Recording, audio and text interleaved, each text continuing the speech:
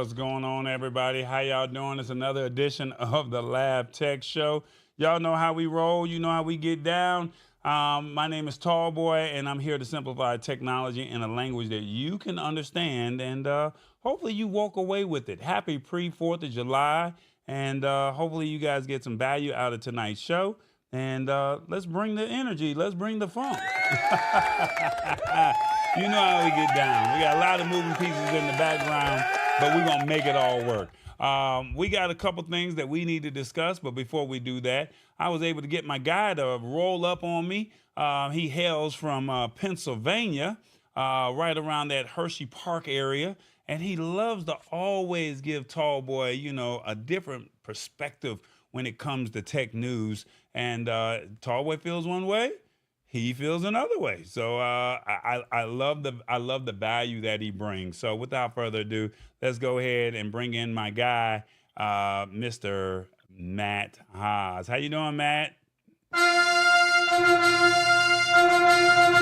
he has to have his own entrance.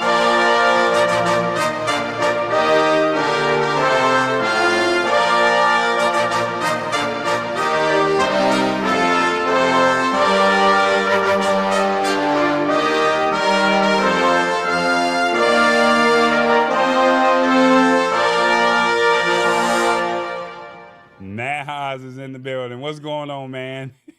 I feel like I'm waving to my royal constituents. I'm doing great, Tall Boy, and you're right. I love to talk me some tech. I love it. I love it. We love to go back and forth with each other.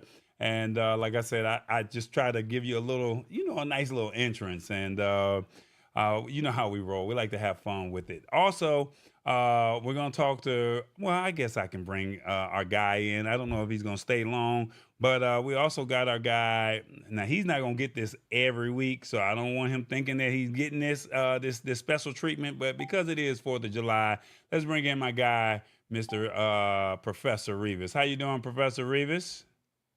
I'm doing well, but I want that entrance like See, you started talking before I could even bring in the entrance, man. Do I need to do it again for you? Yes, please do it again. Without further ado, you guys start clapping, start making some noise for Professor Rivas.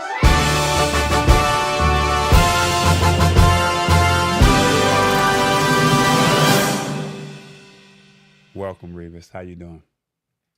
I'm doing all right. Thank you. I like that entrance there. Hey, I feel like royalty myself. I love it, man. I love it. Well, look, we got some things that we're going to talk about, but before we do that, we got to get my guy TBJ on the ones and twos, and he's going to break down this the rules to the show. Can y'all roll with that? Is that okay? I guess Definitely. Let's do it. Let's go. Let's go. He said, "Let's go. Let's go."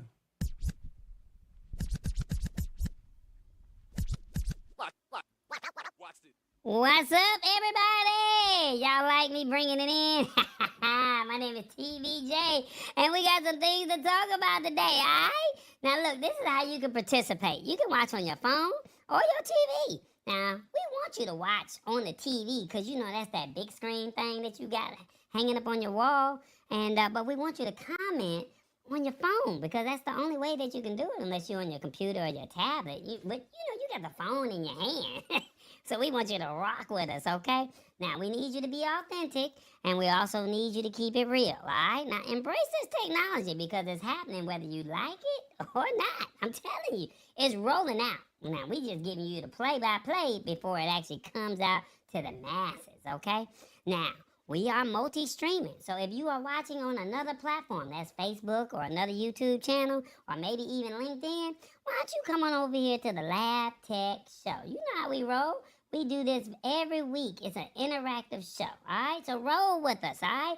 The Lab Tech Show. Say it with me, guys. The Lab Tech Show. One more time. The Lab Tech Show. All right, back to you, Tall Boy. Let's see what's up.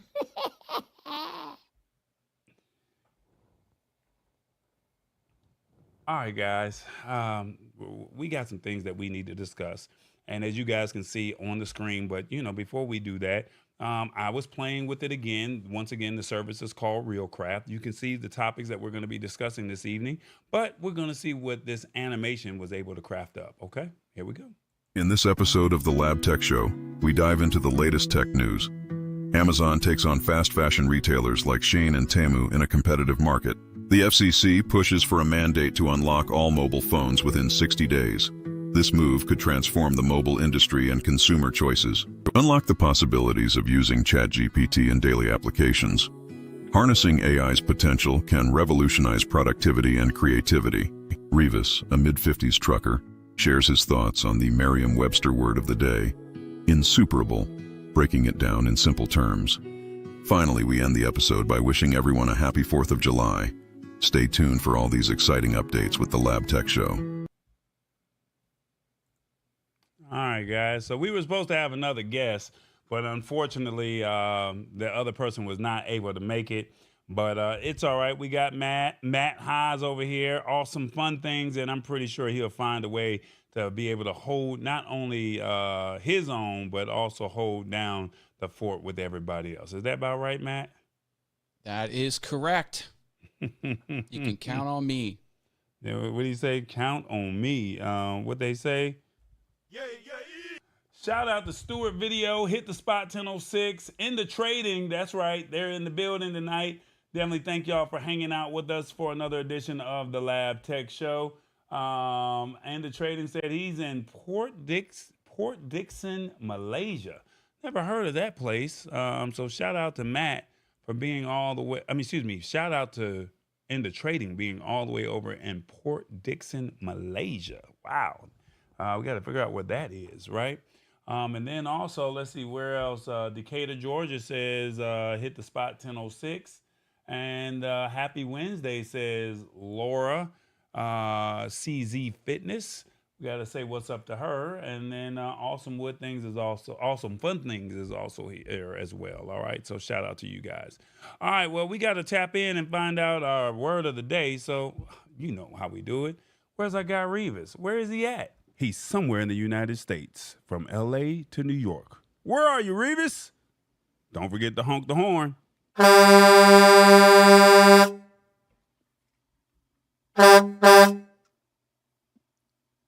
Revis, what's up? What's going on? Man, you doing your thing. It wasn't no heavy breathing in the background like you always be doing. You doing your thing, boy. You stepping your game up. I like that. Well, I was very conscious of it this time, and I had the boom moved around where it wouldn't breathe into it. Ah, okay. What they say, I like that. They not like us, huh?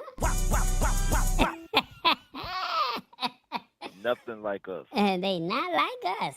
All right, well, you gotta tell us where you watching, where you coming in from. You know, you always traveling all over the world. We gotta find out where you at this week.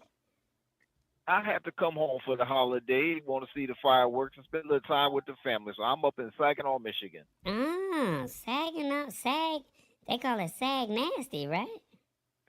Sag Nasty all day. Ah, okay. Now, outside of you being from there, who's famous from being from Saginaw? Actually, Stevie Wonder. Oh, wow. Okay, that's nice. Anybody else? Really? Not really. You got Draymond. Who is Draymond? Some people may not know who he is. Draymond Green. He's in the NBA. Plays for Golden State. Yeah. Okay. Now I heard that Serena and Venus Williams is from that area. Is that the right town? Yes, they are. Oh, okay. Yes, they are. They're from Buena Vista. Yes. Oh, okay. And then what about Andre Rison that used to play for the Atlanta Falcons? Is he from there too? He's from Flint. Oh, he's from the next town over. Okay. All right. So Stevie Wonder, Serena and Venus, and Draymond Green. And Revis Brown. Professor Rivas. That's right. Okay. All right. Well, we got this word of the day that we would love for you to break down. and we're going to give you the definition, and then you're going to also give you a sentence. Are you ready for it? I'm ready for it. Okay, all right. Well, the word of the day is called insuperable. All right, and insuperable means something described as insuperable is impossible to gain control of, solve, or overcome. The way the sentence reads, the book tells the inspiring story of a group of people who achieved a great deal despite nearly insuperable obstacles. Insuperable. Break it down, Revis. I like the word insuperable because it means something that's impossible to gain control of. And sometimes people's finances are really impossible to gain control of. And it also means something that is impossible to solve. And as I grew up, we had this little puzzle called the Rubik's Cube. And it was insuperable for me to solve that thing. And the troubles that we have behind the scenes sometimes is insuperable. It's hard for us to overcome them. So insuperable is a word that means that some things that's hard to do. Okay. Now, being a man, sometimes we try to understand women, and that is very insuperable. Okay.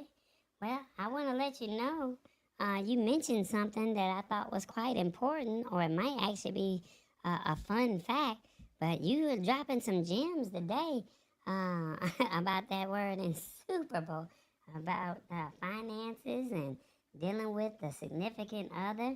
And I'm pretty sure the women could say the same about us sometime too. But of course, they don't understand us at all. Yeah, but they say the Rubik's Cube turned 50 on July 1st. Did you hear about that? Oh, I didn't know that, but I know it was very insuperable for me because I've never ever solved one. Oh, wow. Yeah, it was by a guy from Hungary.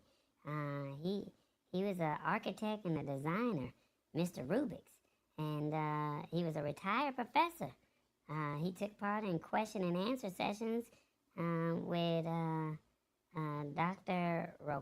Rokiki, and basically he did some other stuff, and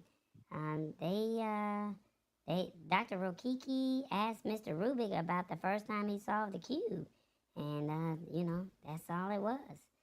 So July 1st, it turned 50 years old. Wow, isn't that something? Yeah. The anniversary of it, we're talking about it. Wow. I like that. Well, we got to ask the audience before I ask Matt, how did Professor Rivas do on the word of the day? If you guys are watching on your phone, let us know.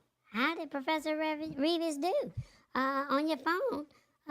1, yes, sir, I love it. 2, this is a new one, so I'll let you slide. 3, you're like McDonald's. I'm loving it. 4, nah, man, I'm not feeling this. Or 5, you're the professor for a reason. 1, 2, 3, 4, 5. Let us know in the comments, how did Professor Rivas do on the word of the day?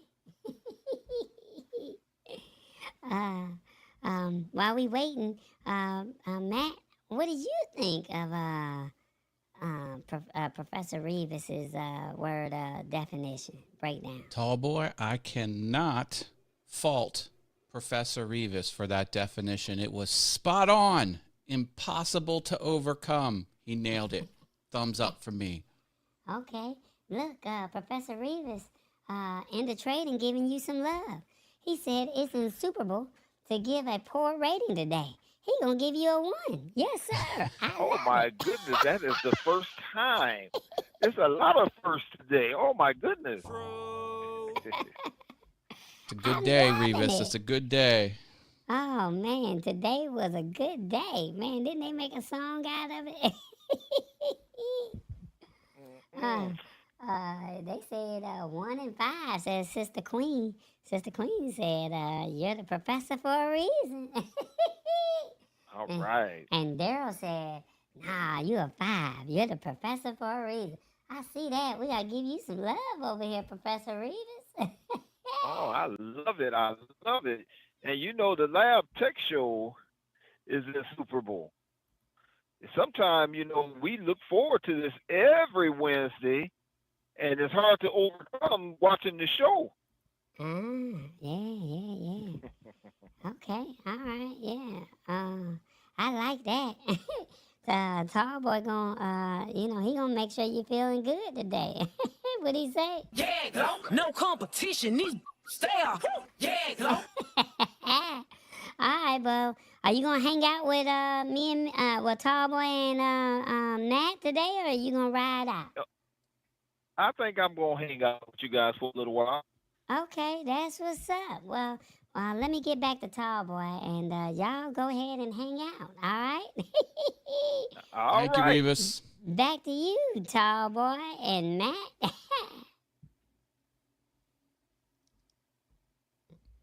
Oh, All that right. TBJ, man. That TBJ. Boy, Revis, you was over there doing your thing. You dropped about 4 or 5 gems in that word in Super Bowl, didn't you? He nailed it. Wait, I know I had to if In the Trading is giving me some love. All the way That's high in praise. Malay, yeah, high praises. Boy, you doing your thing. Now look, don't mess up next week. Now that's all I'm gonna say. You mess up next week, Matt has permission to torch you in the comments with the fire comments, okay, or the other comments. Hey, in fairness, I let Revis know when he doesn't do a good job, but I can't fault him this time. And I appreciate it because it makes me get better and better. Okay. All right. Well, we're going to go ahead and jump into this show tonight.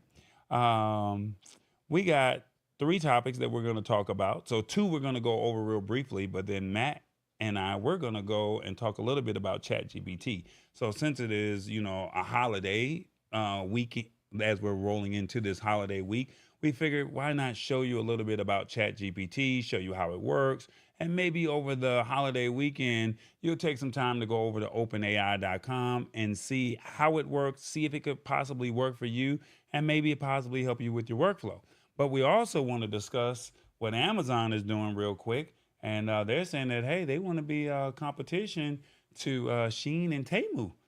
They want to be their competitor. And then also the FCC says they want to propose a rule to unlock all phones, all mobile phones, if you buy one. So which one do you want to go tap into with first, Matt? Do the mobile phones. Mobile phones. Okay, well, I like that. Let's see if I can get that up on the screen right there. And we're going to talk about that real briefly.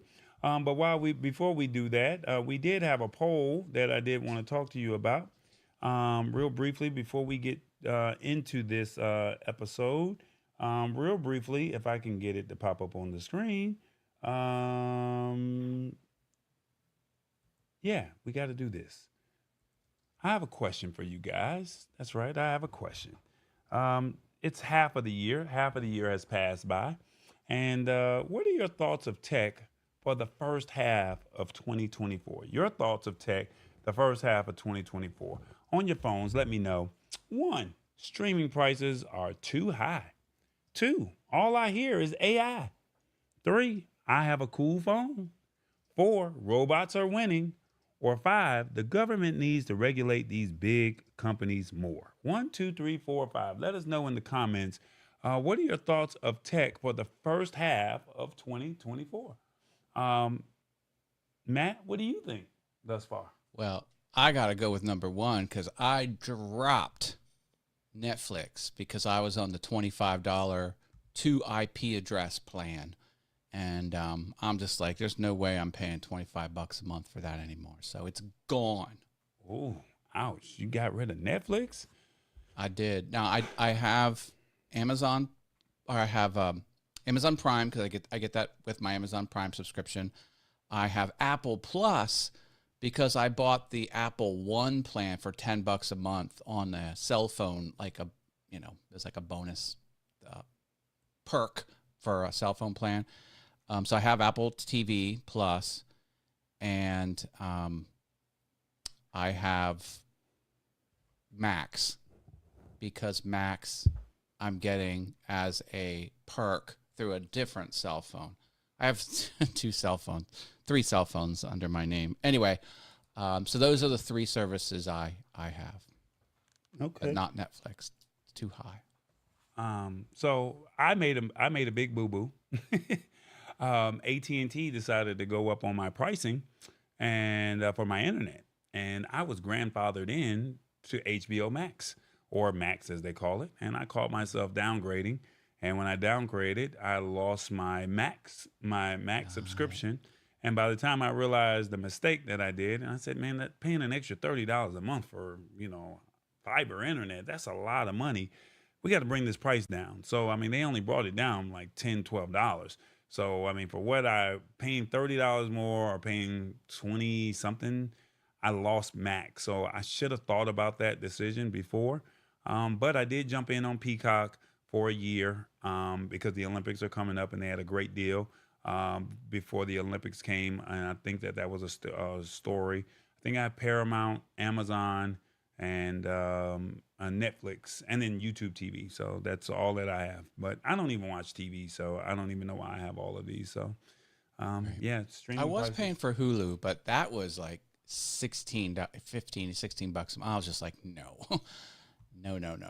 And Hulu's a lot of television, and television is like my least favorite piece of media. I like movies and series and documentaries and things like that. So I could do without episodes of, this sitcom. Pierre Kelly says, when will Cricket Wireless learn to pull a Mint Mobile? Now, see, I'm like this. The second I have one more issue with T-Mobile, I'm going to downgrade and go over. Well, I don't know if it's downgrading, but I'm going to make a Mint Mobile move, because just pay your money up front and you don't have to worry about it at all for the rest of the year. Let's see. Cricket Wireless is owned by AT&T, says Rivas Brown. Professor Rivas, that is. Yeah.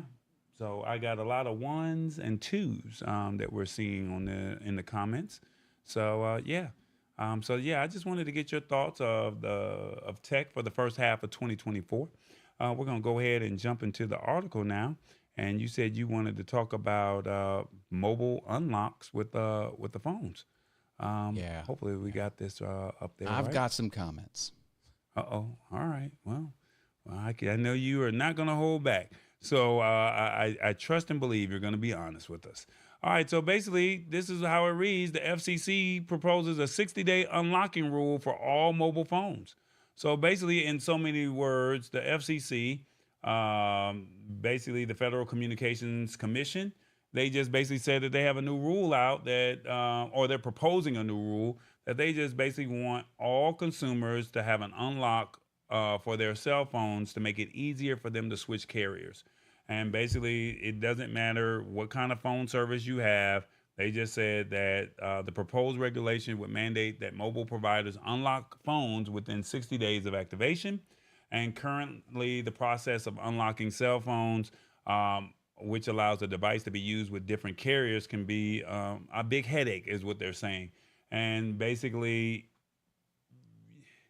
you're kind of just tied, or you just say you don't know how to do it. So you're stuck with a single provider until you actually pay the phone off, unless you want to just go through, the hoops and hurdles. I know that certain carriers allow you to unlock your phone up to 90 days throughout a year. So 3 months out of the year, you can have it unlocked until you actually pay the phone off. But if you're on a payment plan, that's their way of keeping you on their service. Now, the FCC believes that this proposal would simplify the process of switching carriers by establishing a clear and consistent unlocking policy across all providers. And basically, they're emphasizing the importance of this initiative, stating when you buy a phone, you should have the freedom to decide when to change the service to the carrier you want and not have the device you own stuck by practices that prevent you from making that choice. Now, You know, people are not going to like that. Companies are not going to like that. And they're going to give you some challenges here. And they're saying that the carriers are going to probably fight this, saying that it could disrupt their business models and reduce their ability to offer subsidized phones. They're not selling no subsidized phones, y'all. You know they selling anywhere from 800 on up, from Pixel, Samsung, OnePlus to iOS. But they're saying that if they give you a discounted phone, then it would cause some problems. And basically, to ensure a comprehensive understanding of the potential implications of this rule change, the FCC is actively seeking public comment on various aspects of the proposal. And lastly, they're saying that the agency is interested in feedback on whether the unlocking requirement should apply to both existing and future contracts, the potential impact on service providers' incentives to offer discounted phones, and whether the rule would benefit small providers, new entrants, and resellers in the market. The commission will vote on the proposal during its open meeting on July 18th. Before I ask Matt what are his thoughts on this, I have to ask the audience. We have to ask them and let them feel valued. Let's see. What do you think of this proposed unlock rule? Let's see. What do you think of the proposed? What do you think of the FCC proposed unlock rule? 1, on your phone. I like this. I paid for my phone. Why can't I unlock it? 2, the FCC should leave this matter alone. 3, I think this should have been implemented already. Or 4, who cares? 1, 2, 3, or 4. Let us know in the comments. What do you think of the FCC proposed unlock rule? Matt, what do you think? What are your thoughts? Okay. Let's go. First, this is in public review. So this is at the very early stages. Second, I don't think they've clearly articulated the benefit to the user. Now, they did say, the only thing they said, and they said it 4 different times in different sentences, but it's all the same thing, is people will be able to switch. And that's a benefit because they can switch whenever. Like, is that really a benefit? Like, but maybe it is. Maybe it is. Okay. Second point is all of the downsides. These carriers, the reason you're paying your phone in installments is so they can end up where they need to be at the end of the installment period. If you jump out in the middle, then they're not going to get your money. So if T-Mobile sells you a phone, T-Mobile will give you a breakdown of payments over 2 years for what they need for the service. If you jump out in 3 months, then you're not going to be able to get those deals. Basically, you're probably going to pay full freight for the hardware if this goes into effect. So no more $30 a month, $60 a month, plans for splitting up the hardware. Also, don't some phones only work on certain carriers? Maybe that's not a big deal anymore with the the new protocols, because they had the 700 megahertz third generation, and now it's 4th or 5th. But I think some phones can't be on other carriers because the radio doesn't have the hardware in it to support other carriers. So this might be impossible in some phones.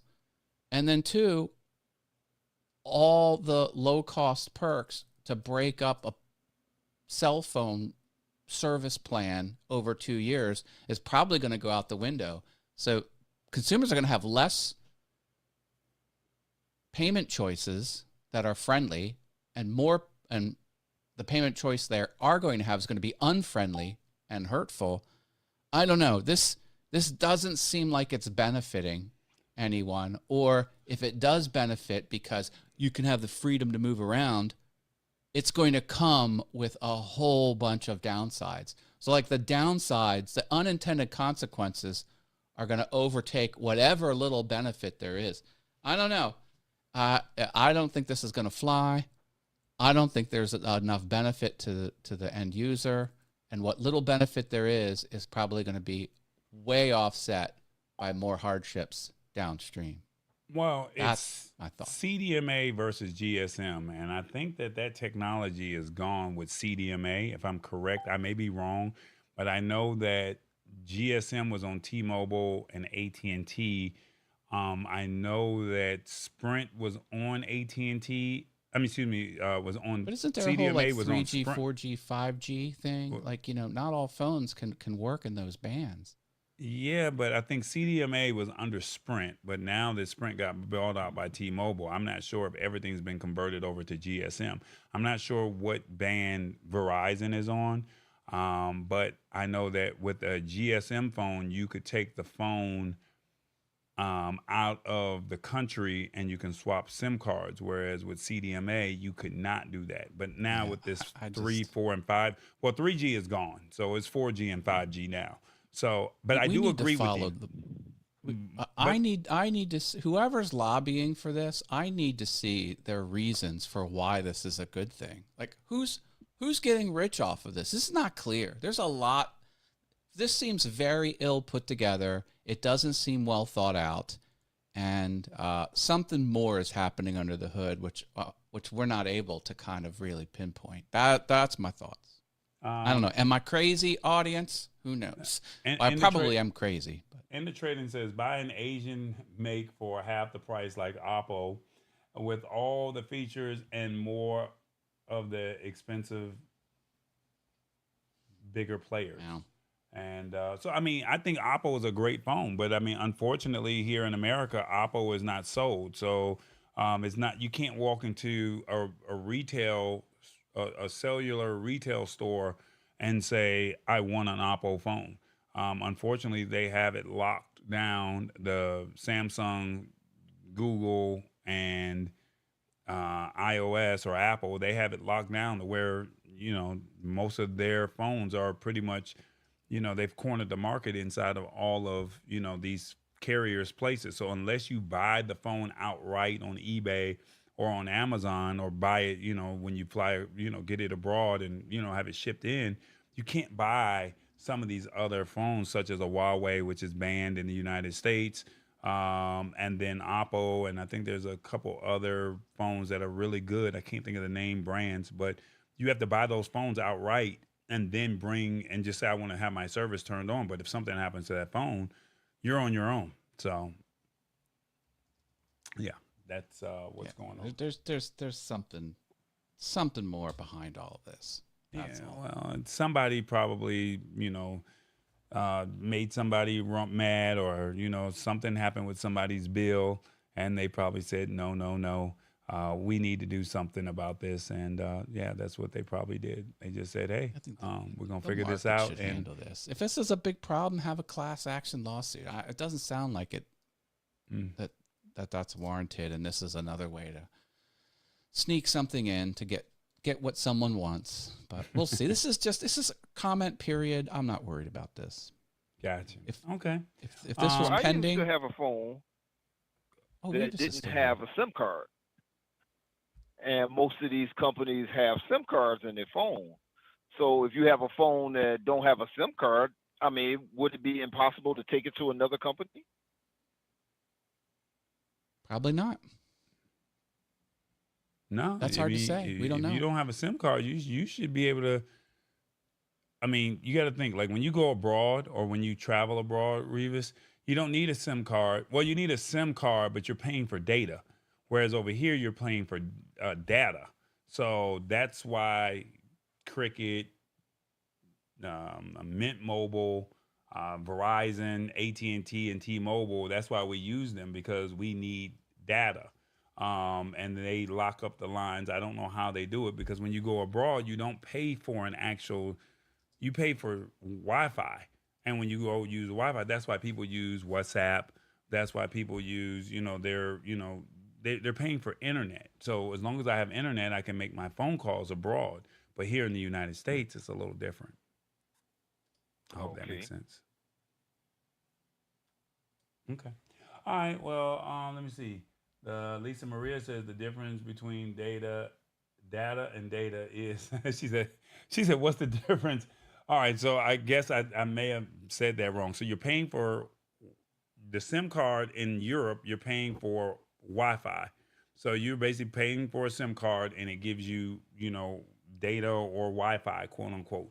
Here in the United States, you're getting connected to that person's or that company's line, right? So when you get connected to their line, or to their cell towers, shall I say? That's probably the better phrase to use. You're using their cell towers, so they're giving you X amount of gigs for free for Wi-Fi. But I hope I'm saying this right, Lisa Maria. Um, the data that you have, you're paying for the data because it's like you get unlimited data, talk, text, and web. Whereas overseas, you don't get unlimited talk, text, and web. You're paying for Wi-Fi by itself. I hope that is saying that right. And the trading says you get unlimited data in Europe and you pay per month. So like when I go over to Europe, I find a way to let me see if I get that comment on the screen. This is what Ender Trading is saying. He says you get unlimited data in Europe, and you pay per month, or you pay until you run out. So I just get a card that has 20 gigs worth of Wi-Fi or 20 gigs worth of data on there. Whereas here in the United States, you're paying for a monthly plan, and they're capping you so that way they can make their money. Because unfortunately, in Europe, you're coming out cheaper paying. You pay for your phone. All you do is just take the SIM card out, use their phone. If your phone is unlocked or you get a 30-day unlock or a 45-day unlock, you're good to go. And you can use your phone in Europe. And as long as you have their unlimited Wi-Fi plan, you can use it for YouTube, Facebook, WhatsApp, or browsing other websites. But you're not calling anybody while you're over there. You're literally just using it for Wi-Fi. So I hope that helps, and I hope I can he says yes, you can do that. You can do that as well. So WhatsApp uses Wi-Fi for text and calls, right? So Lisa Maria, you're right on that. They are using Wi-Fi for text and calls, and it has its own. And I don't know how. Maybe we'll do a story on how WhatsApp actually works, because you all you need is Wi-Fi to use WhatsApp versus using an actual phone number for, if I'm saying this correct, you're using an actual phone number for the United States and you for their data plans. I hope I'm saying that right. Yeah, that's it. All right, let's move on to the next article, guys. Amazon. They said, hey, we want all the smoke. We want all the competition. Ladies, I know you guys are probably the biggest shoppers when it comes to this. Do you guys use Shein or Temu? Or is it Temu? Which one is it? Temu or Temu? Matt, which one have you ever used Temu or Shein? Revis or Matt? I don't shop there deliberately. No, I have not. Yeah, I figured all the women would probably use this one. Shein and Temu, basically Amazon is saying, hey, look, we're coming for you. We want all the smoke. They're saying that they're going to create a new storefront that will feature low price fashion and lifestyle products. And they're saying, hey, we want to put the Chinese retailers, we want to give them some competition. So they want to win back the hearts and minds of shoppers that have been, lured away from the low cost retailers such as Shein and Temu. And they're basically saying they want you to, they're planning to launch a new storefront featuring a low price clothing and home products from Chinese sellers. Amazon said this at an invite only conference for Chinese vendors. And they also said that Amazon's strategy has been focused on fast deliveries and variety. But basically, its foray into low price goods is its most blatant effort to compete with Shein and Temu, two Chinese origin e-retailers that have upset competitors thanks to their rock bottom prices. So, I mean, I know a lot of women that are like, hey, I don't know if I should buy this clothing or not, but it looks good, and for the price, let me take a chance on it. And some have worked out for the positive, some have worked out for the negative. Now they're basically saying that the United States, if you shop with, you'll be able to shop with a variety of unbranded items, from gouchas to phone cases, and for less than $20. And they're saying that these products will be shipped directly from Chinese warehouses, and shoppers can expect the items at their doorsteps in 11 days or less. So instead of you waiting for the 2 days or less shopping with Amazon, you'll go to the storefront and you'll get it in 11 days. The company did not specify when it plans to roll out the new storefront, but it said in a presentation notes that it will start accepting products in the fall.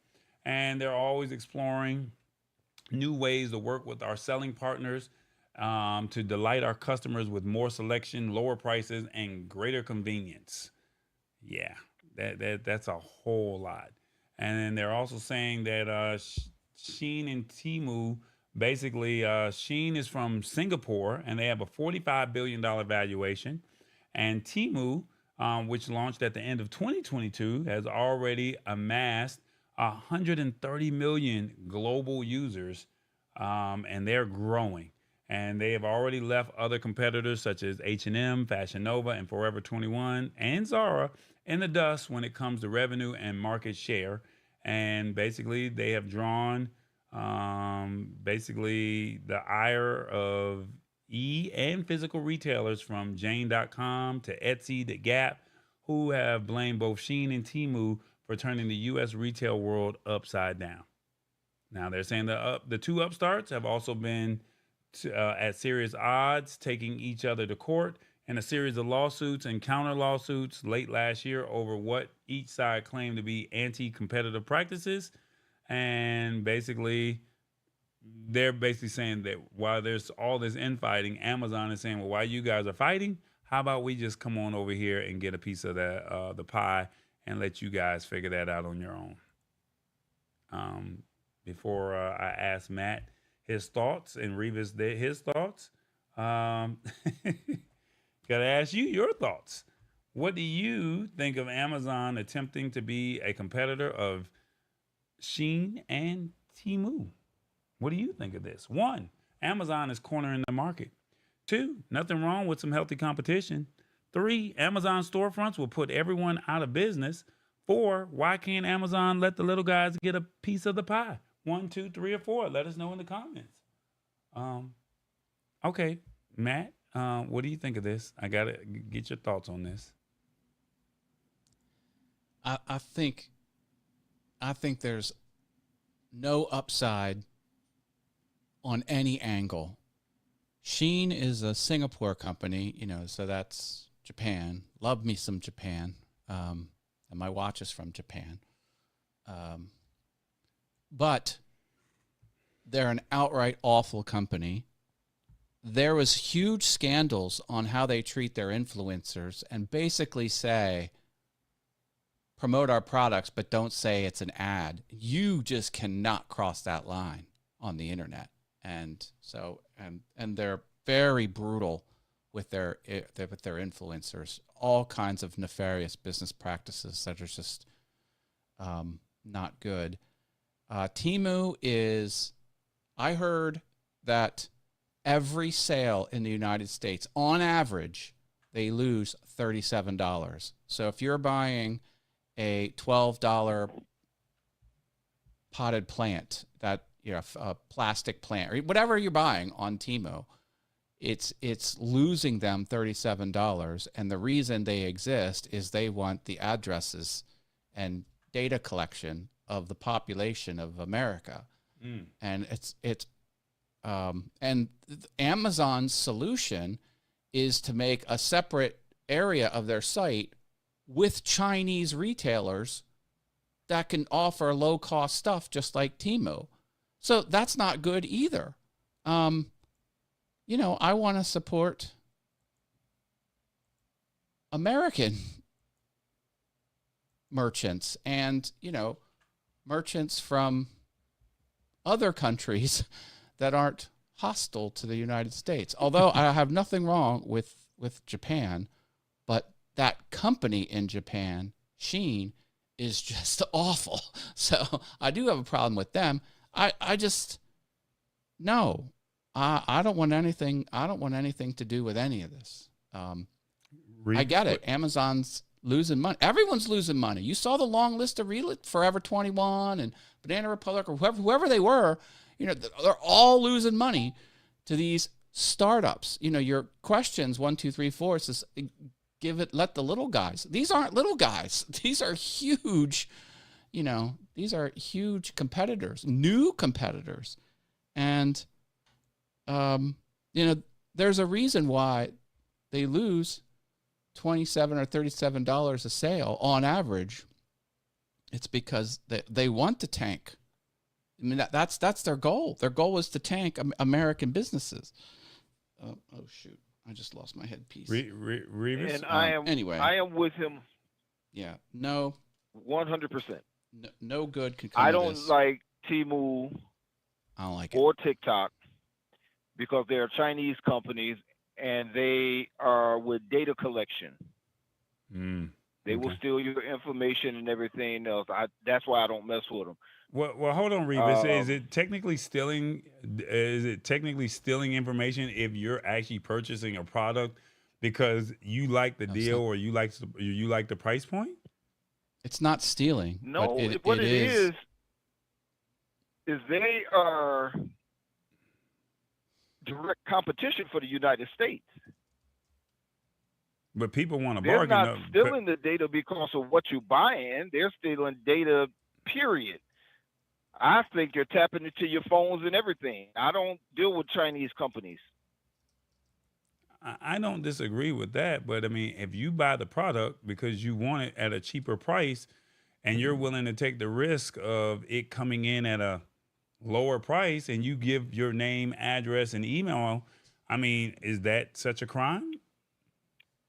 Well, I've heard bad things about Temu, about some of the products that they send out. They're not exactly what they say they are.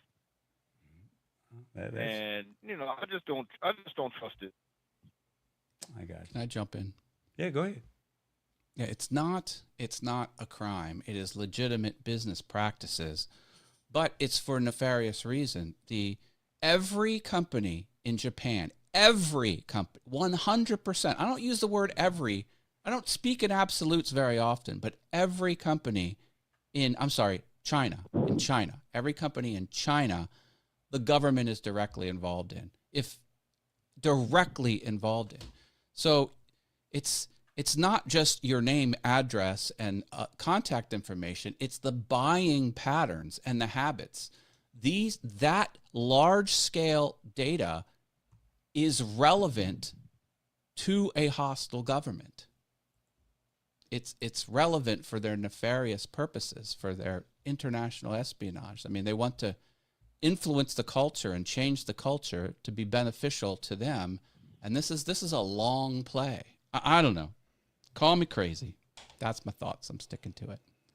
I'm not mad at it. All right. Well, we'll leave it up for public opinion, but I just wanted to share with you guys what was going on. Weren't Wish and Geek doing the exact same thing as Temu, says Sean James? And reason I say that this is because some of the shops in TikTok are from creators like me, but we weren't talking about the TikTok shop. Yeah, we're not talking about. We're talking about Shein and Temu, James. I'm and with Amazon's you on this response. one, says Matt, says Shirley. So we're not talking about TikTok shop. We're just talking about Shein and Temu, and unfortunately, Amazon. Well, I'm not gonna say unfortunately. Amazon, as someone mentioned earlier, I'm gonna just stick with the devil, right? And don't get me wrong, Amazon does have their practices that are not the greatest as well, because what they do with small businesses, they have you come onto their platform, and once you start doing well, they white label the same product that you have, and then they start to slowly but surely hide your product and start pushing their white label brand onto you. And then now they already have your data. They already saw how you went about doing things. And then now they saw how you went about doing things. All they did was just take your business model and basically duplicate for themselves. And that's how they're able to stay stay rich. And then unfortunately, you did well in the beginning, but now as you're coming out years later, you're not doing the same numbers as you probably once were when there was not a product of yours at that time on the market. So I'm not saying Amazon is better than Temu or Shein. I'm just saying that Shein and Temu are taking your data, as Matt mentioned earlier. And like I said, just be careful where you're giving your data. So, I mean, is your data worth $12.99, $15.99? I don't know. That's a call that you have to think on your own. And I mean, the government can only regulate it so much, but you still have to own a sense of responsibility. But Amazon is saying, hey, we want to be a competitor when it comes to this. And I mean, if they're already putting Zara, Forever 21, H&M, and Fashion Nova out of business, or they're leaving them in the dust. I mean, the only person that can take them down is probably Amazon. Yeah. All right. Well, that's what it is. Let's see. What do we have here? We got our call to action. Where is it at, Tall Boy? Hey, everybody. It's the Lab Tech Show. Come on now. I need you to hit that like button, that bell, and that subscribe button. Because you know what? We want you to embrace this technology. We got you. Now, you can find us on Instagram or YouTube at the Lab Tech Show. And we're building and we're growing, and we want you to be a part of the family. Now, will you join? Will you tell 2 or 3 people? I know some people up there in Saginaw. I know some people out there in California, Florida, Pennsylvania, and Malaysia. I know y'all know at least 3 people. Tell your neighbors. Tell the person at the gas station. Tell the person at the restaurant. Tell them about the Lab Tech Show. Come on now, embrace this technology. We got you. You know how we doing it. We're breaking it down in a language that you can understand. All right? It's the Lab Tech Show. All right, that's what it is. All right, Matt, Chat GPT. Have you used it? Are you familiar with it? Do you like it? What are your thoughts? I use it. I use it to help me with YouTube chapters. And YouTube chapters are text sentences prefixed with a timestamp that the platform turns into a clickable link to move the playhead to that time-stamped area. So you can say at 2 minutes, I talked about topic 1. So that I use it for. Is that I don't use it for much else. Okay. Well, I wanted to discuss Chat GPT and talk about a little bit about what it does. And I know we've talked about it on multiple times on this show, but we don't really get a chance to really just kind of dive into it, right? I wanted to just kind of share with you a few things, or share with the audience a few things, and just kind of tell you, a little bit about it. Because we've already said what it can and cannot do in previous episodes. But basically, ChatGPT was created by OpenAI. OpenAI is an artificial intelligence research laboratory that consists of OpenAI Inc., a nonprofit, and an OpenAI limited partnership, all right? For profit, all right? So they said OpenAI created GPT, the first version of what would eventually become GPT in 2018. GTP2 and GP3 were released in years following. And basically, they're saying that they also have a DALL-E and a video generator, so an image generator and a video generator called Sora. So some people may have heard about Sora, where there's some Hollywood movie producers are saying, hey, we don't want to do any more buying on land or taking the content creation to another level, because we can literally prompt the video to do what we want it to do, and it can create up to 1 minute clips of an actual movie scene of what we're doing or what we want to showcase in a movie. And then DALL-E is an image generator. Now they have competitors with image generators such as DALL-E. Their competitor is Midjourney, and I was playing around with that a little bit earlier. But we're talking about ChatGPT, and so I'm just kind of giving you a brief rundown before we start playing with it a little bit. Now, they said that Chat GPT is an AI model that uses deep learning to generate human-like text-based on prompts from users like yourselves. And it works by predicting the next word in a given text based on the patterns it has learned from a massive amount of data during its training sessions. So I'm pretty sure you guys have all heard where companies are suing OpenAI because you trained on our content without our permission. And now you have learned how to work it. And now that you've learned how to work it, you didn't get our permission. And so now companies are wanting to sue them. And now it's going to be a big lawsuit in the following years to say whether or not they were right with this or they were wrong, because you made the content public for public consumption, and basically OpenAI used it and they trained themselves on your data, whether it was you writing a book, you writing a song, or you creating any type of creative works. And if you published it publicly, basically OpenAI has said we're going to train on it. And I'm not sure if that's right or wrong. We're going to leave that up for the courts. But basically, they're saying that how to use it is very straightforward. It's really easy as having a text conversation with a friend. And if you need to go to chat.openai.com in a web browser, or open up the app on your iPhone, iPad, or your Android device, you can do that. You can create an account, or even if you don't want to create one, you can do that as well. All right. They're saying that they give you limited capacity without one, such as you're not going to be able to remember your last prompts if you do not create an account. All right. So once you're in, you just type a prompt in the text box of the screen. You can ask a question or give it a request, like write a short story about a dog named Revis.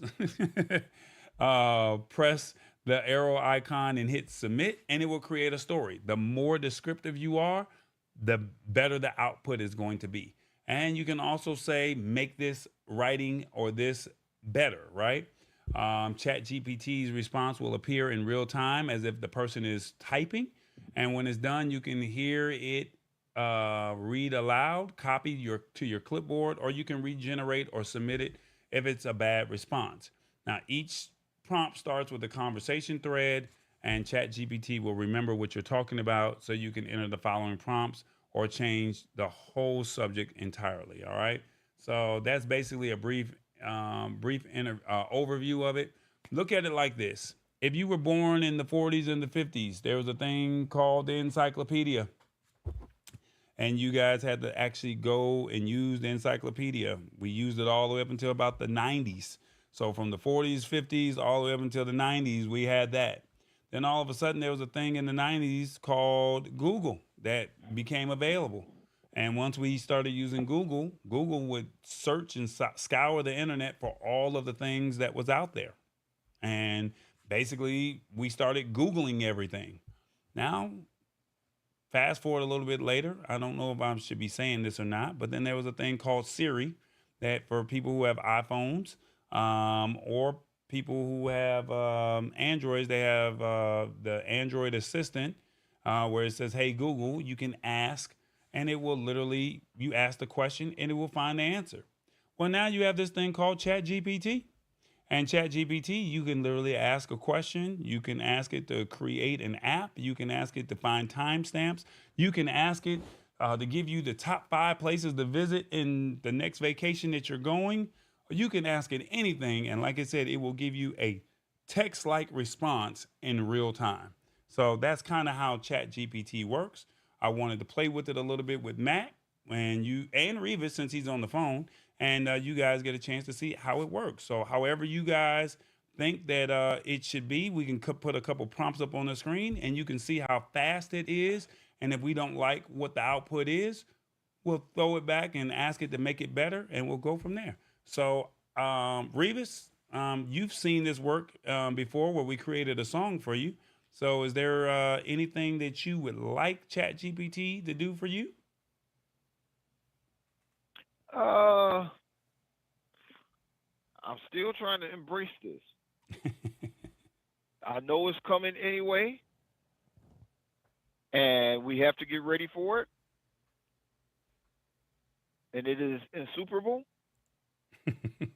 But Period.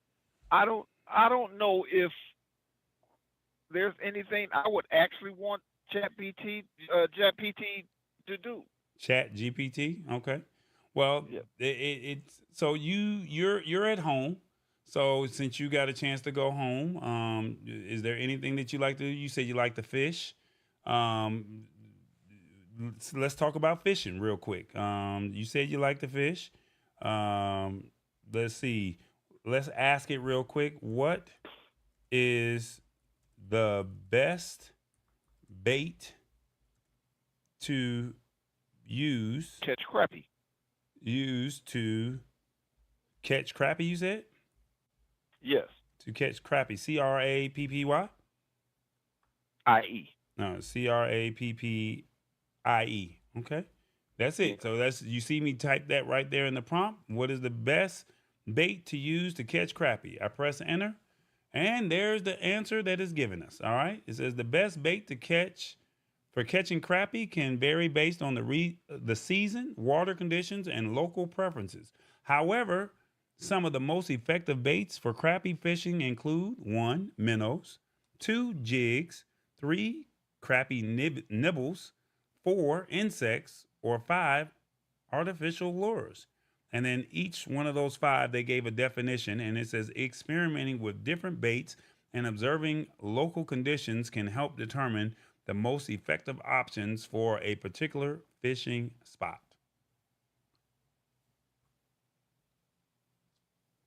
And I agree with that 100%.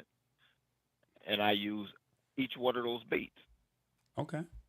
So, I mean, that's how simple it is as you saw me just write out a text, and within seconds, it gave me a response.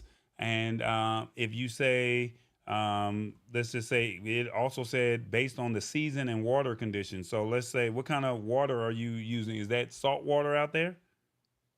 No, it's fresh water. Okay. So let's prompt it to say with the same sentence or with the same question before. What is the best bait for freshwater? So you see me type it in real time, and they say the best bait for freshwater fishing can depend on the species you're targeting. Here are some effective baits. And they say if you want bass, you want live bait, you want artificial lures. If you want trout, you want live bait, artificial lures, and fly fishing. If you want catfish, you want live bait, prepared baits. If you want panfish, which is bluegill, sunfish, or perch, you want live bait or artificial lures. If you want crappie, live bait or artificial lures, and walleye, live bait, official lures, and pike and muskie, you want live bait and official lures. Is that right? That's correct. All of it. Okay. Let's switch over to my guy, Matt. He's here. All right. You got a question? Any random question? Because I know you like to get technical as you possibly can be. So this can be as simple as Revis prompting, or it can be as technical as Matt is about to prompt. What is the best liquid fuel for human space flight? All right. So we all don't know that. So what is the best liquid fuel for what? Human space flight. For human space flight. So you can be as simple as Revis, or you can be as difficult as... I hope it says methane and kerosene mixture, but we'll see. All right. Well, the response that it comes in, you see how fast it's coming up. So it says the best liquid fuels for human spaceflight are chosen based on specific performance characteristics, handling safety and storage stability, and the mission requirements. The most commonly used liquid propellants in human spaceflight are liquid hydrogen and liquid oxygen. The advantages are high specific impulse efficiency, making them ideal for the main engines of launch vehicles. Used in space shuttle main engine Saturn V rockets, the Apollo Is missions. methane listed on any of those? Well, this was just a liquid hydrogen and liquid oxygen. The second one is Okay. RP. Yeah, that is the standard. RP-1 refined petroleum and liquid oxygen. Then we have a hypergolic propellants. Let's see, and choosing the best fuel is launch vehicles. LH2 LOX is often chosen for upper stages due to its high efficiency. So yeah, you see the responses that it has given. I like it. I'm going to get to work on my rocket. He said we're gonna get to working. So does anybody have a question in the comments? Especially Sister Queen, Shirley P, Lisa Maria. For the ones who probably do not use this, we can ask it any random question that you have. Let us know in the comments. We'll type it and we'll see the response that it gives us in real time. And I have some questions about the limitations of Chat GPT. So we talked about this, and I remember a few of them. If I'm correct, it will not curse. It will not give you the winning lottery numbers. Can you point? Okay, does everything have to be typed in for it to, or can you say, go to this other place, look at this video, and tell me what you think of it? So you could take a link. So let's say, for example, let's say this article that we just had here about the rise of Amazon is launching Shein and Temu competitor, right? You can take the copy of this, right? And you can say, simplify this article to where a 10-year-old can understand. So you just take the copy of the article. So I just copy the link inside of there and say, simplify this. What about like a publicly uploaded YouTube video? Can it look into what was spoken in that video and give you answers, or does it not reach out into public videos on the web like that? Now I don't know about YouTube videos, but we can try that. So let's see, simplify this in a way, Say bullet points. Give me bullet points. A 5-year-old can understand and give me bullet points.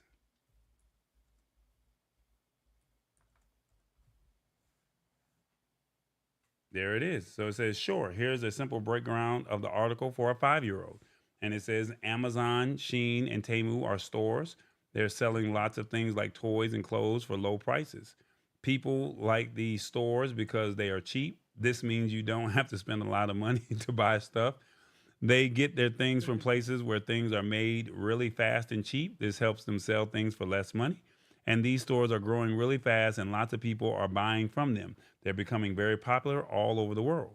And then they're saying that Amazon is launching a new discount storefront to compete with Temu and Shein, two popular low-cost e-commerce platforms.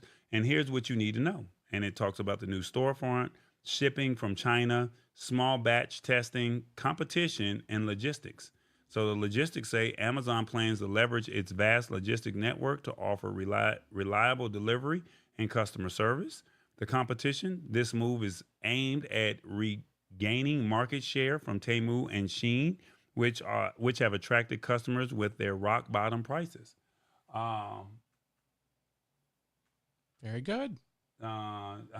Lisa Maria says this is breaking it down for a 5-year-old for real. So I mean, but now once again, you have to prompt this. You have to say, make it to where it's simplified to where a 5-year-old or a 10-year-old or a 2-year-old can understand.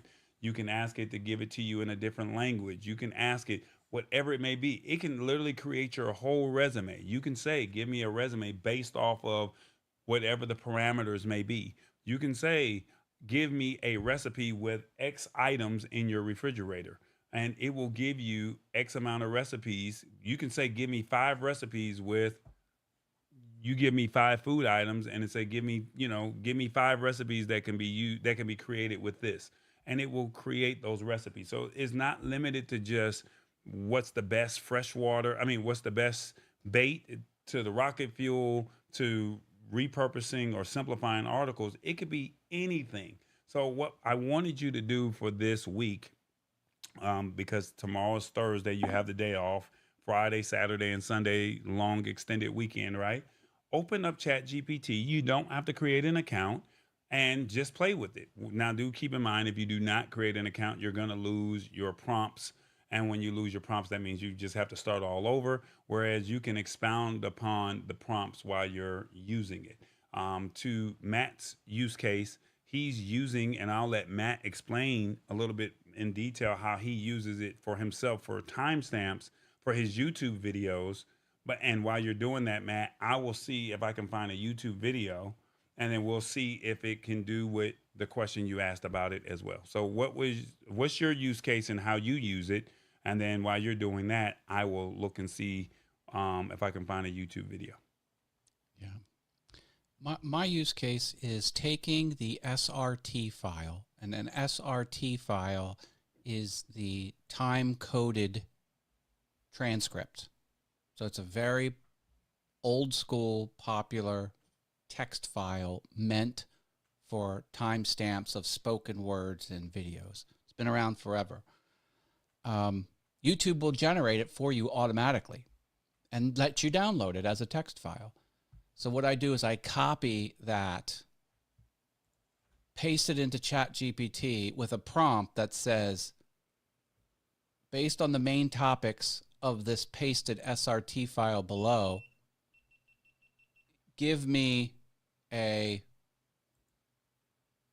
YouTube chapter list prefixed with timestamps of the main topics. And then it spits out 12, 14, or 20 line items of the main topics that I spoke about during my morning show. I go live at 8:15 a.m. Monday through Friday on Awesome Fun Things. I have a show called Good Morning Haas, and spits that out for me, and then I can take it. Unfortunately, the SRT file has some things that ChatGPT doesn't understand. It doesn't seem like it understands what an SRT file is. So I have to manipulate the data in that SRT file. I have to remove some digits and kind of really futz with it. So I use very advanced web developer grep searches, G-R-E-P, grep searches, which is an intelligent find and replace routine. And I take out extra digits and extra spaces and extra carriage returns and things like that. So it's not very efficient. I need a better way to do it. So that's what I do. Okay, Matt. A lot of people are like, what in the world is an SRT file? An SRT file is a subrip subtitle file. And basically, why is it important? They're saying that it's a specialized type of subtitle file format that plays an indispensable role in enhancing video or audio content. That's what it is. So what I did for you, Matt, is you had a show this morning on Good Morning Haas. I took that link of your YouTube video and I said, give me 3 takeaways. 3 takeaways from this video that will motivate me. So you can say anything that you want. Let's just see if it works.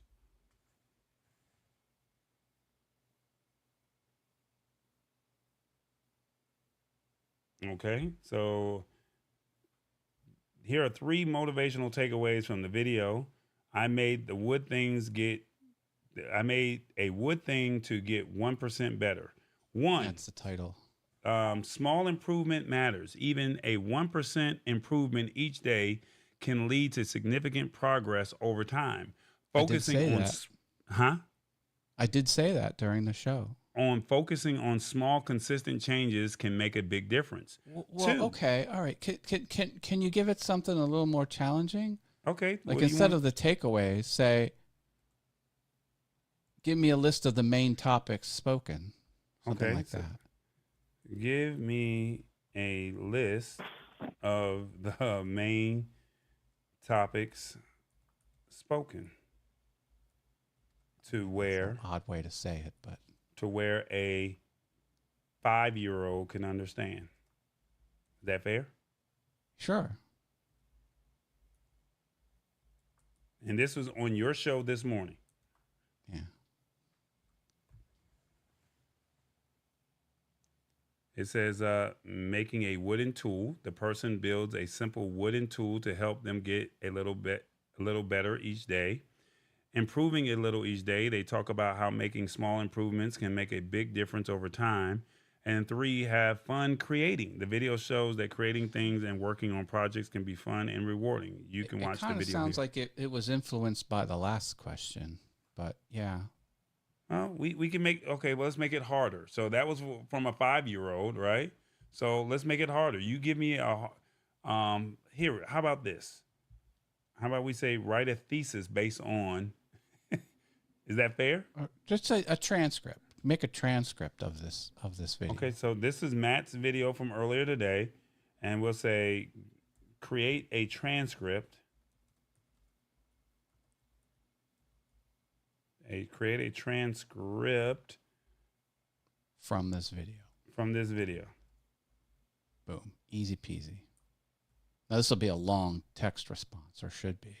It says I'm unable to create. Oh. He says, I'm unable to create a full transcript of the video, but I can provide a brief summary of the main points discussed. Okay. So this is impressive. It can reach into the video and discern some stuff. Yeah. It's probably it does. I wonder if it can be as sophisticated as I need it. But again, if I give it that SRT file, that closed caption file, it can really work wonders with that. Because that's the answer. I mean, that's exactly what every word spoken is in that file, time-stamped. Now, if I'm correct, Shirley P, Shirley, what is it that you do? You said you do CPR. Is that correct? You do CPR. You teach CPR classes. So let's try this. Sure. Give me 5 marketing strategies. Strategies. I hope I spelled that right. How do you spell strategies? I'm messing up over here. STRATEGIES. Give me 5 marketing strategies to promote CPR in Southern California. To promote a business teaching CPR? To promote CPR, to promote in Okay. Okay, to promote CPR classes, or should we say CPR services? Cool. Did I spell that services wrong? Services. Okay. In Southern California. There we go. And just as easy peasy, it comes out with 5 things that you can do. You can create local partnerships. You can create social media campaigns, Google ads and SEO, community events, and referral programs. And basically it says you can create a referral program where satisfied customers can refer friends and family for discounts or incentives, encouraging word of mouth promotion. Community events, participate in local events, health fairs, and community gatherings to offer free CPR demonstrations and distribute promotional materials. Google ads and SEO. Invest in Google ads targeting keywords related to CPR training in Southern California. Optimize your website with local SEO to appear in relevant search results. And then social media campaigns. Utilize platforms like Facebook, Instagram, and TikTok to share engaging content, success stories, and educational posts about the importance of CPR training. And it says also local partnerships collaborate with schools, gyms, and community centers and healthcare facilities to offer CPR training. So, look, this is what I want to do. If I'm doing this right, I'm going to say, based off of the last prompt, create a letter to a local business offering CPR services by Shirley.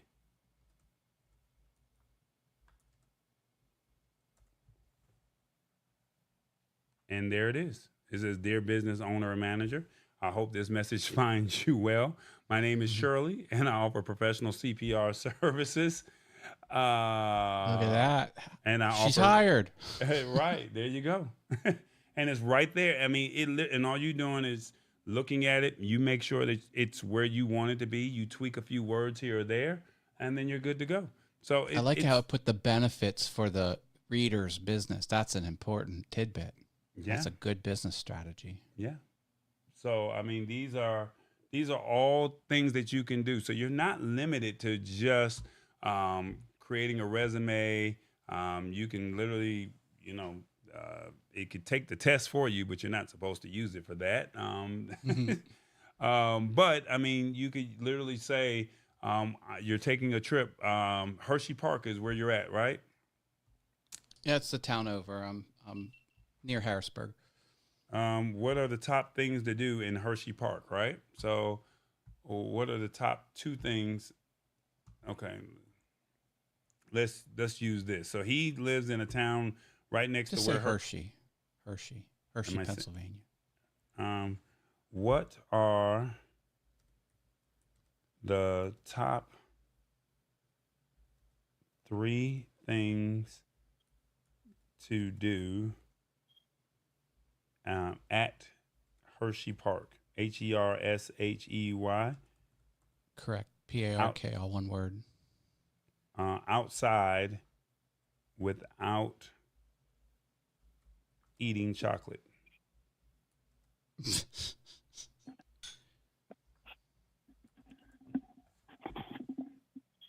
And here are the top It's 3 hard not things to eat chocolate when to you're do in at Hershey Park without eating chocolate. Thrill rides. Enjoy a variety of exciting roller coasters and rides, including Sky Rush, the Great Bear, and Storm Runner. They have water attractions. I lost my wallet on Sky Rush. And they have Zoo America. Explore Zoo America at an 11-acre zoo adjacent to Hershey Park, home to more than 200 animals from North America. Yep. That's it. Boom. Shirley says, question, how to revive wilted green leaf vegetables. Okay. All right, I got you.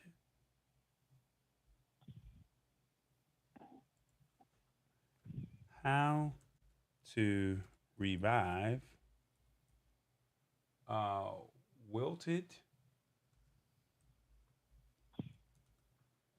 green leaf. Now, are you using these green leaf vegetables, Shirley, for the 4th of July? All right, there we go. Revis, you're kind of quiet over there. Yeah, I put it on mute for a minute because it got loud. It was really, really loud around me. Uh-oh. It says I exhausted my plan. Okay, what have I done here? How? Did you use all your credits? I think I did. How to revive wilted. Step 1, pay for Chat GPT. Step 2. Green leaf vegetables. Okay, here we go. Right there on the screen, Shirley. You want to trim and rinse. You want an ice water bath, pat and dry, store properly, and use quickly. So there it is. There's your response. How to revive green leafed vegetables. So that's kind of where we are with Chat GPT. I definitely challenge you guys over the week, since we have some time.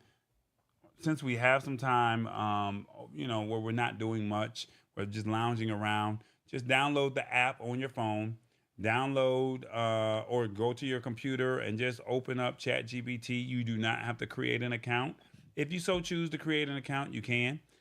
There's other services that you can use, such as Gemini, and what's the other one? Gemini is Google, and Copilot is Claude. Microsoft. So, and then Claude is another service as well. So there's different variations. I'm just giving you Chat GPT because that's the most popular one. But you can go to any one of these formats. If you, like I said, you can go to Gemini. And then also if you're on Facebook, whoa, it's getting real right now, says Lisa Maria. And then also, real briefly, if you guys are on Facebook, you can actually generate images on Facebook. I don't know if you guys know this or not. Let me see if I can get this to pop up on my screen. Let me see. Can I find Matt's name? Matt's name on. There he is right there. So I'm going to put this on my screen here. Give me 1 second. And I'm going to put this on my screen. There we go. And you can actually generate an image. Costs you nothing to do. So all you do is go into Messenger. As you can see on this, you can't see that. Here we go. Let's put this. So if you want to create an image using OpenAI, you can do that. And all you have to do is go into your Messenger, send somebody a message, and hit the slash button. That's all you're doing is hitting the slash button, and then you're going to type in imagine. And if I'm doing this right, and well, I know it works on my phone. I don't see why it's not working over here. Imagine, let's see, a pickup truck, let's see, a black pickup truck with flames painted on the side. With flames painted on the side. Pulling a semi-trailer. Pulling a semi-trailer. Now, I know this works on your phone. I've never done it on my actual computer. So if it does not work this way, I'll type the same prompt into my phone and I'll show it to you on my phone. But let's see what it does here. I don't know if it's going to do that. So I just got the text prompt delivered. Let's see. I'm going to go back into Matt's name on my phone. So it doesn't look like it's working on Messenger. Let's see. So this is what I'm going to do. I'm going to go over to, here we go. We're going to go over to Messenger on my phone. And we're going to pull up Matt. And we're going to type the same prompt on your phone. Hit imagine. It's going to say either silent or imagine. And then I'm going to say imagine. And then I'm going to type that same prompt, a black pickup truck with flames painted on the side pulling a semi-trailer. That's what we're going to type in the prompt. I'm just going to copy and paste so I don't have to retype the same thing. And you'll see what it comes up with. All right, a black pickup truck with flames painted on the side pulling a semi-trailer. And I'm going to go ahead and let it do imagine. And then while we do that, I'm going to put this on the screen so you can see it. Oh, Meta AI sent a photo. It did send a photo? Told me it did. Please update your app to see it. Oh no, I have to do an app. I have to update. It says you received a message. I'm doing an update. Oh, you have to do an update. I can't see it through the web page on the computer, but apparently I am going to be able to see it in Messenger. There, the app is now updated. I see it. I see a black truck with flames pulling a semi-trailer. Okay. There it is. Hold on. Let me get it on the screen. Hold on. Yeah, hold on. There we go. There it is, right there on the screen. So all I Kind of did cheesy, was me putting my phone. I don't know why I'm doing this. I can. so you could do this inside of Messenger on your well. The question is, did it work on the phone or did it work on the computer? That's the question. It did not work on the computer. It only worked on the phone. And the back wheels of the truck are a little suspect, but it did do it. Right. Okay. Look, it's got wheels hanging in the air, basically. Hold on. Stay right there. Stay right there. There you go. Yeah. There you go. I take it. Does it have an emblem on the front? Oh, it does a Chevy emblem. Ooh, it used copywritten, trademarked. Oh, and see, this is another thing Chat GPT doesn't do very well. The words. It doesn't know words. Right. It does just put struggle. gibberish, like hieroglyphics for words. But in any event, it did basically the job. Now, the more descriptive that you are with this, the better the prompt is going to be. Now, keep in mind, that was just an image prompt that I gave you. There's other services outside of DALL-E that will do this. There's Midjourney, there's other services. And as you guys saw earlier, there was a video that we played, and I'll play it right now, where this is a service where I created a prompt and I gave it a story of what I wanted the show to be about today. And basically, this is what it is. Now, this was all using a prompt, and it created a 4K 4K pictures telling this story. It gave me a story. It gave me the actual prompt. It created the story. It gave me a storyboard, and it also gave me a video. This is what I use today to promote the show. In this episode of the Lab Tech Show, we dive into the latest tech news. Amazon takes on fast fashion retailers like Shein and Temu in a competitive market. The FCC pushes for a mandate to unlock all mobile phones within 60 days. This move could transform the mobile industry and consumer choices. Unlock the possibilities of using Chat GPT in daily applications. Harnessing AI's potential can revolutionize productivity and creativity. Revis, a mid-50s trucker, shares his thoughts on the Merriam-Webster word of the day, insuperable, breaking it down in simple terms. Finally, we end the episode by wishing everyone a happy 4th of July. Stay tuned for all these exciting updates with the Lab Tech Show. Now, with that prompt there, I had to prompt this about 4 or 5 times, and it was very frustrating. And I'm going to show you my first prompt. I think I can get it to come up. Give me 1 second. I think I can get it to come up. And it used like a Russian Cyrillic U in Insuperable. This was the first prompt when I gave it my prompt, and I had to go back in and I had to say a 40-year-old middle-aged black guy wearing relaxed clothing. I had to say a relaxed tech guy, 50-year-old truck. I had to be very descriptive, and I thought I was descriptive on the first time, but this is the first output that this service actually gave me. The first one, not the one you just saw. This is the first one. Welcome to the Lab Tech Show. Today we explore Amazon's ambitious plans to rival fast fashion giants Shein and Temu. The FCC is proposing a new rule to make mobile phone unlocking mandatory within 60 days. What does this mean for consumers? Imagine the freedom to switch carriers effortlessly. The FCC's mandate aims to simplify this process significantly. We hope you enjoyed these tech updates. A very happy 4th of July to all, as we welcome a night filled with fireworks. And there it is. So that's what we had for that was the first prompt that it gave me. I did not like the prompt. I had to re-prompt it about 4 or 5 different times. And then it finally gave me a prompt that I was actually satisfied with. They had an actual video that they created when I did the 3D animation, but that was so trash. I was very disappointed with that service.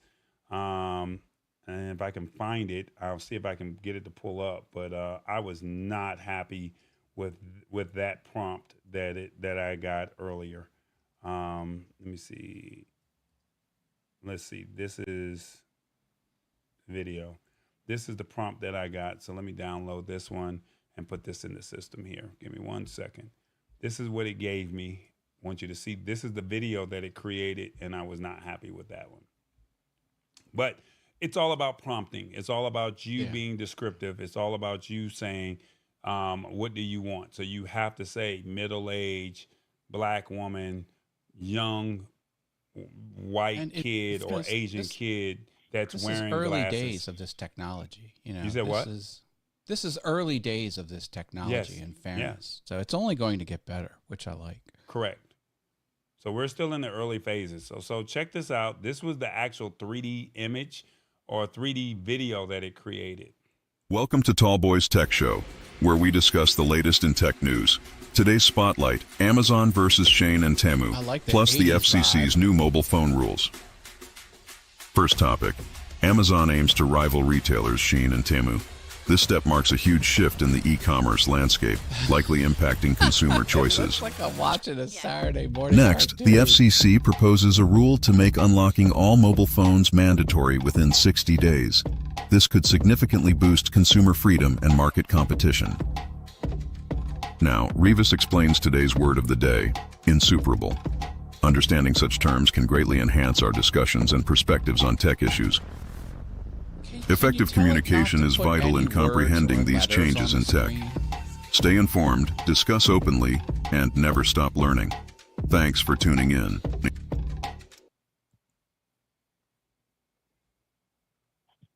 Interesting. Good stuff. Yeah. It looks like the Jetsons. It looks like Spritle and Chim Chim from Speed Racer. Right. So Sheila Baker said it looks like the Jetsons. Yeah. So, but that was a 3D animation that I was able to create with this service that I'm using here. And then, like I said, I was doing some stuff with Midjourney earlier today. So if you look at the thumbnail for the last 3 episodes this week and the previous 2 weeks, though the thumbnail that I used was from Midjourney. So based off of whatever the topic was, I asked Midjourney to create an image, and that's the thumbnail that I used for from Midjourney to create the AI image that I wanted it to be. So, and then I'm just now finding out that it can almost replicate who you are. So I took a picture of myself, and I also took a picture of James, and I said, okay, give me a picture of this. And I prompted what I wanted it to prompt. And the images, I was very pleased at first glance what I had, but then once I zoomed in, I was like, whoa, I don't know about that. But at first glance, it literally had my clothing of what I had on or something similar, had my same body frame and pose that I was using, but it created its own facial image of who that person was. So it did not replicate the face, but it had strong features of the face. And it's really all in how you prompt and how you make it work. So, I mean, the possibilities are unbelievable. We're still in the beginning stages of this. And I know that we went a little bit overboard when it came to this actual topic, but I really want you guys to embrace this. We've been talking about Chat GPT for about a year and a half now. And I think it's high time for us to say, hey, I'm pulling you along, but it's free. It's not like you're paying anything. And if it can help you with your business, your workflow, coming up with a recipe, or just coming up with an idea, why not use it? Because you used the encyclopedia when you were growing up. You use Google and you feel comfortable. Why not use Chat GPT? I mean, the kids are already using it, so why won't you use it? So, and even if you don't want to use Chat GPT, there's other platforms that are out there that are competitors that pretty much can give you the same output, whether it's Copilot, Gemini, Claude, or any other one that's actually out there. So it's on you to take advantage of these opportunities, but all I can say is take advantage of it because you don't want to get left behind when it comes to this kind of stuff. All right. So with that being said, she said, this is fascinating, says Sheila Baker. Go Speed Racer, go. Yeah, that's what's up. Yeah, so I just want you guys to just walk away. I know we went a little bit longer than what we normally do, but I just felt like this was something that needed to really be touched upon. And I hope that you guys got some value out of it. Matt, any words that you want to say before we wrap up? Well, thanks for having me on. I appreciate it. I love talking tech. I love the audience here on the Lab Tech Show. And keep on keeping on. Happy 4th of July coming up. Independence Day tomorrow, if you're in the United States. Right. What about you, Revis? Any words?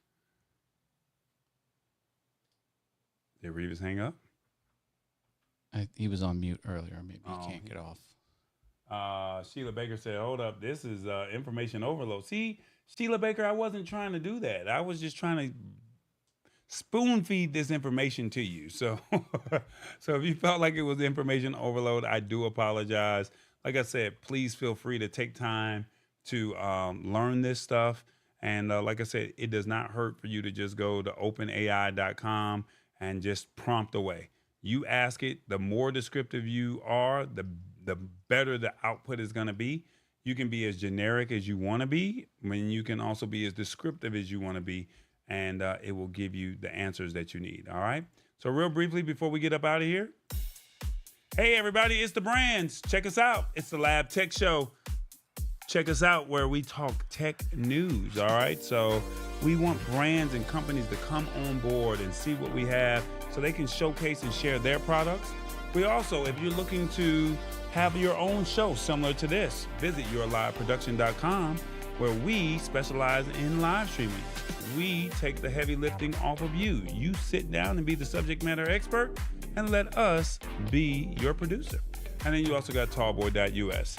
This is where we go out and recap events all over the United States and in the local market of Atlanta and highlight the things that are going on in the community, all right? Don't forget that we're on Spotify. It's called The Lab Tech Show. You can find us on Spotify and YouTube. YouTube Podcast. That's right, YouTube Podcast. We're there. Just search The Lab Tech Show. And then don't forget, we are on Roku and Amazon Fire. Just search TBE Media, all right? And as always, you can always support the show by making a financial donation through PayPal or Cash App, however you like to do it. But we want you to think big, think tall, think Tall Boy. Think big, believe in God, think tall, the sky's the limit. Think Tall Boy because he said so and he's doing it. I'm going to pass this over to Matt because Matt says he wants you to promote something and he's got some cool things that he's got going on his end. What you got, Matt? Hey, just find me on the web. You can always start at matthaas.com, MATTHAAS, spelled like it is here. It's got all of my YouTube channels. I got quite a few of them, and something for everyone. I stream Monday through Friday, 8:15 a.m. Eastern on Awesome Fun Things. I talk about my day and the creative stuff I get into. awesomefunthings.com. That's it. matthaas.com. Check it out. Catch me on the webs. Any plans for the 4th of July? I might go to the Harrisburg Riverfront Food Truck Festival and eat my way from one end to the other. So, we'll see. That's what's up. All right, guys, as a brief recap, we talked about Amazon and they want to compete with Shein and Temu. So they want to create their own storefront, right? So they want to say, hey, we want a piece of the pie. We want to put everybody out of business.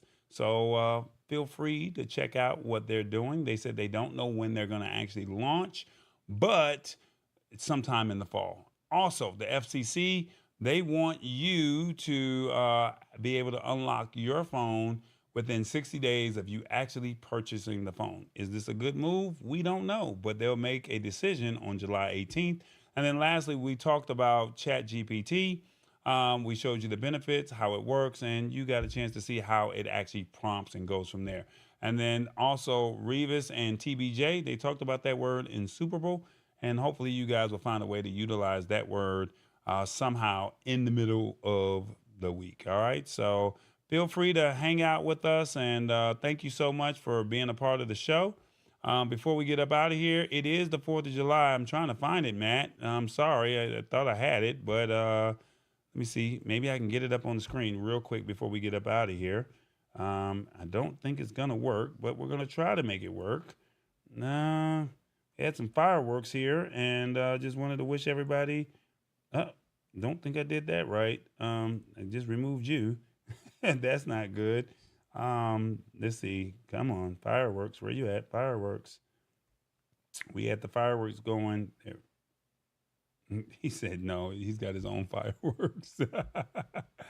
Let's see if we can get this thing to go off the way I want it to fire off. So, Matt, let's see. Did we get it to go right? Did I get it to go right? Work with me here. Did it go right? There we go. I hear it. I don't see it. I don't see it, but there it is. I thought it was going to show up. There we on go. the screen. Happy 4th of July, everybody. Yay. You guys enjoy your...